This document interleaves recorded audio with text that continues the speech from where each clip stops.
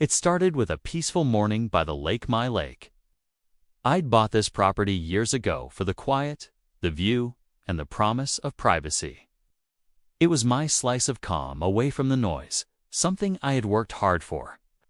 But when I stepped out with my coffee that morning, I saw something that made my heart stop. A crew was out there nailing boards, setting up frames, and putting together what looked like a full-on fishing lodge. Right on my private lakefront. I was shocked. No notice, no permission, just strangers on my land acting like they owned. The place at first, I thought it had to be some mistake. Maybe they had the wrong lot or were confused about the property lines. So I approached one of the guys and asked what was going on. His answer? This is HOA-approved construction. I told him this was private property, and his response was a casual shrug, like that changed nothing. That's when it hit me the HOA had overstepped. Badly. They'd built a whole structure on land that legally belonged to me, and they didn't even bother to ask. I went back inside, pulled out the deed, and double-checked every line, every detail. My name was clear as day, and the lakefront was definitely within my boundaries. So I did what anyone would do. I called the police. But even that wasn't simple. The officer who arrived seemed hesitant at first, unsure of how to handle something involving a homeowners association. I could already tell this wasn't going to be a clean fix. What happened next caught even me off guard. The HOA president showed up, acting like I was the problem. That's when things really started to spiral. You won't believe what he said.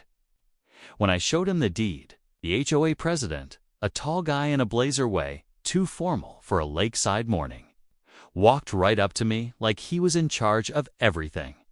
He didn't even introduce himself, just launched into this speech about community improvement and how the lodge would benefit all residents. I stood there holding my deed in one hand and trying not to lose my cool. I told him again, clearly, that this land was mine, not community property, and pointed right at the section in the deed that outlined my boundaries. He glanced at it for maybe 2 seconds, then dismissed it like it was no big deal. Well, sometimes deeds are outdated, he said, smirking. That's when I knew I was dealing with someone who wasn't just confused, he was being bowled on purpose. Turns out, this guy had only recently been elected to the HOA board. No one really knew much about him, except that he was big on building projects. A few neighbors had already mentioned he'd pushed through some changes without proper votes. But a fishing lodge? That was next level. I started wondering how far he'd go to get what he wanted. And more importantly, how many people were actually behind him on this dot. The cop on the scene looked torn. He didn't want to take sides, especially not without clear paperwork in hand.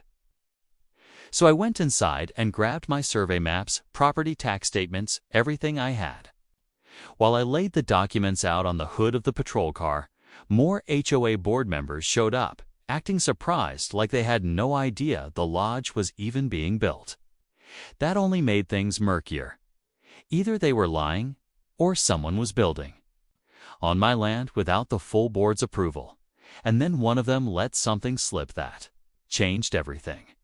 One of the board members, a woman named Janet, looked nervous. She leaned in quietly and said, "I thought this was part of the community lot. That's what Mark told us." Mark, the HOA president, turned sharply toward her, and the look he gave could have cut glass. That moment told me more than any document ever could. Not everyone was on the same page, and some of them might have been misled. I started to piece together that this wasn't just a case of overstepping.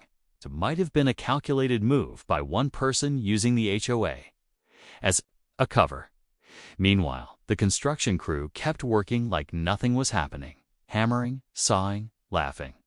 It added to the tension, like the longer we stood around arguing, the more permanent this lodge was becoming. I asked the officer to make them stop. A piece said, without a court order or hard evidence of trespassing, he couldn't shut the site down. That left me standing there watching my land turn into something I never agreed to. Helpless for the moment, but more determined than ever. I started talking to neighbors over the next couple of days, trying to gather info. One told me Mark had been talking for months about revitalizing the lakefront and promised that a lodge would raise home values. Another said he thought the HOA had bought the land from me somehow. That really lit a fire under me. If people believed that, what else had Mark been spinning? I found out he had even scheduled a community grand opening of the lodge for next month. Flyers were already printed. While I was digging, I found an older couple, the Turners, who'd been on the board years before. They pulled me aside and said, "This isn't the first time Mark's pushed boundaries, but this is bigger." They hinted at something deeper, something that had been going on long before I ever noticed the construction. I couldn't shake what the Turners had said. If this wasn't the first time Mark had crossed a line, then maybe I wasn't just dealing with a rogue project, I was staring down a pattern. I went back through old HOA newsletters, meeting minutes, anything public I could get my hands on. That's when I saw it. Quiet line items, hidden under vague terms like community development and lakefront beautification. He'd been pushing money toward this for months, maybe even a year, and no one had noticed. Or if they did, they didn't speak up. But now I was speaking up. I called an emergency meeting with the HOA board, brought copies of my deed, maps, and even highlighted the documents showing the budget trail. Mark showed up late, calm as ever, and when I started asking questions in front of everyone, he acted completely unfazed. "You're misunderstanding the documents," he said smoothly. This land was marked as common space in the revised plat map filed last year. That made everyone pause. Revised plat map. No one, including the board, had seen or approved. Any new filings? That's when I knew this ran even deeper than I'd thought. I went to the county office the next morning, asking for any public records tied to the HOA or my property. After digging through their files, the clerk handed me a copy of a recent submission, a revised plat map, just like Mark claimed. But here's the twist. It had my parcel number, but showed the lakefront as shared community land. My name was missing from the original spot, and the kicker: it was signed by someone who wasn't me. Someone had falsified part of the ownership back. At the lake, the lodge was nearly finished. It had a deck, a roof, even benches facing the water, like it was already theirs. I stood there staring at it, heart racing, knowing that if I didn't stop this now, it would be too late. And just then, I got a call from a blocked number. The voice on the other end said only one thing: "You're getting too close to the truth." I froze when I heard the voice. It was low, calm, and deliberate, like whoever it was had rehearsed that line. "You're getting too close to the truth." Then the call cut out. No name, no number, nothing. I stood there for a moment, phone still to my ear, staring at the half-finished fishing lodge as if it might start speaking too.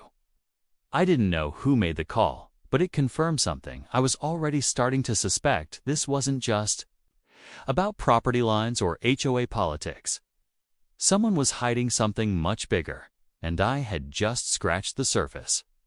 The next day, I returned to the county office to ask more questions about the plat map. That's when the clerk hesitated. She lowered her voice and said, "There's something odd about the person who filed the revision. He doesn't even live in the neighborhood. We've had a few filings like that lately, names that don't match the listed board members." I asked for copies and took them home. That night, I spread everything out on my kitchen table and started matching signatures. One name kept coming up again and again: a man named Alan Trask. I'd never heard of him. I asked a few longtime neighbors, and one of them, an older man named Fred, got pale when I mentioned the name. Alan used to own this land before it was sold to you. Rumor is he never really let go of it. That's when the pieces began to click. what if Mark wasn't just overreaching?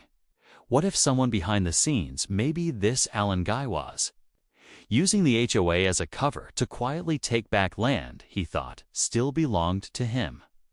The fishing lodge, the revised plat map, the shady budget approvals, what if it was all part of a bigger scheme? One that had nothing to do with improving the community and everything to do with reclaiming power and property. Just as I was. Connecting the dots, a black SUV rolled slowly past my house. No plates, no sound. Just a long, quiet stare from the driver's seat before it disappeared down the road. After the black SUV passed, I knew I didn't have time to wait. I printed everything I had, deeds, survey maps, the fake plat filing, and a detailed timeline, and brought it all straight to the county investigator's office.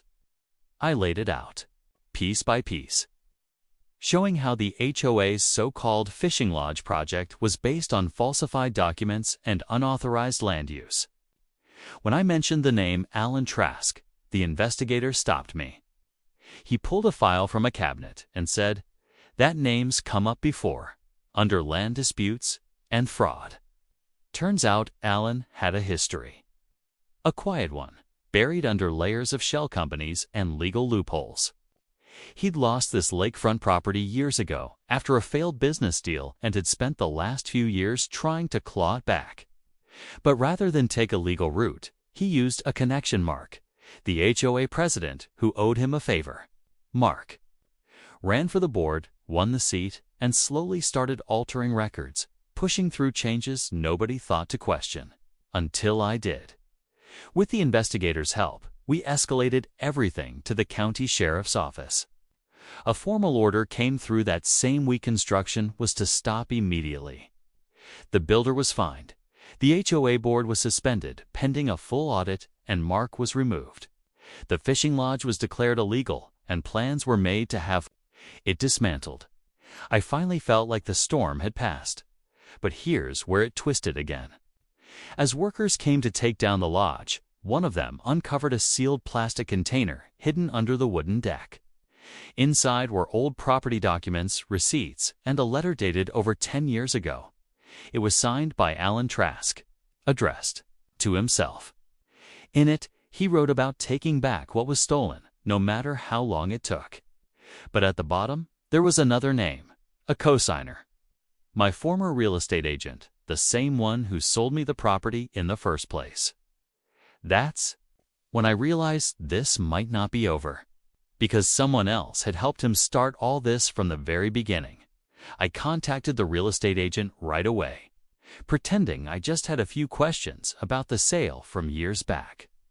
Her voice on the phone was calm, but something in her tone felt rehearsed, guarded. When I mentioned the letter and Alan Trask, there was a long pause before she said, "That was a long time ago. You have what's legally yours now, and that's what matters." But it didn't sit right. I sent copies of the documents to the investigator, and within a few days, they confirmed that the agent had helped Trask forge parts of the original land transfer documents, giving him just enough leverage to start pushing his false claims years later through the HOA. It was slow, calculated, and almost worked. Eventually, the county revoked all fraudulent filings. Alan Trask's name was permanently blacklisted from local property dealings. The agent surrendered her license quietly before formal charges were filed. As for Mark, the former HOA president, he faced legal action for misusing HOA funds and participating in a conspiracy to alter property lines. The HOA was restructured under new leadership with stricter checks, and the fishing lodge was taken down piece by piece.